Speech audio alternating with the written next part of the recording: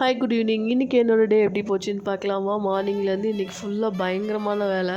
பட்டை கிராம்பு எல்லாமே நான் ஹோல்சேலில் தான் வாங்குவேன், என்ன தனியாக வாங்க மாட்டேன். ஸோ ஹோல்சேலில் வாங்கிட்டு நான் பிரிக்கவே இல்லை.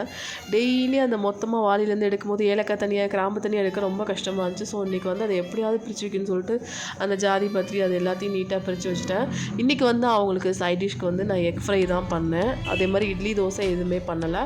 ஸோ மார்னிங்கே அவங்களுக்கு வந்து கருவேப்பிலை சாதம், நெய், அப்புறம் நல்லெண்ணெய் எல்லாம் விட்டு கொடுத்துக்கலான்னு சொல்லிட்டு நான் வந்து எக் ஃப்ரை பண்ணேன். அதுக்கப்புறமேல் வந்து இதுக்கு வந்து அப்பளம், கொஞ்சம் ஜவ்வரிசி வடகம் வந்து நம்ம வீட்டிலே செய்வோம் இல்லையா, அந்த ஜவ்வரிசி அப்பளம் வந்து வறுத்துட்டு மார்னிங்கே அவங்களுக்கு வந்து நான் தான் சாப்பாடு ஊட்டி விட்டேன்.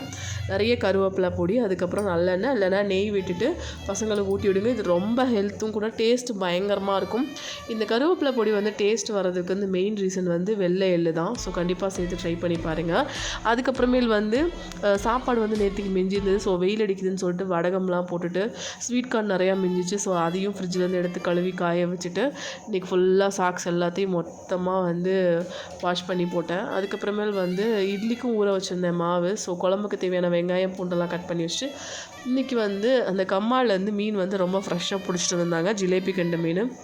ஸோ மொத்தமாக 3 கேஜி கிட்ட வாங்கிட்டு வந்தாங்க. ஸோ அது எல்லாத்தையும் அவசர அவசரமாக குழம்பு ரெடி பண்ணிவிட்டு ஃப்ரைக்கு தேவையான மசாலா எல்லாமே ரெடி பண்ணி வச்சுட்டு ஸோ குழம்பும் கொதிச்சிடுச்சு. அதுக்கப்புறம் இந்த பனிக்காலத்தில் வந்து நான் எவ்வளோ தான் குக்கரில் சாதம் எடுத்து க்ளோஸ் பண்ணி வச்சுருந்தாலுமே அது ஆறிடுது. ஸோ ஹாட் கேஸில் வந்து நான் மாற்றி வச்சுட்டேன்.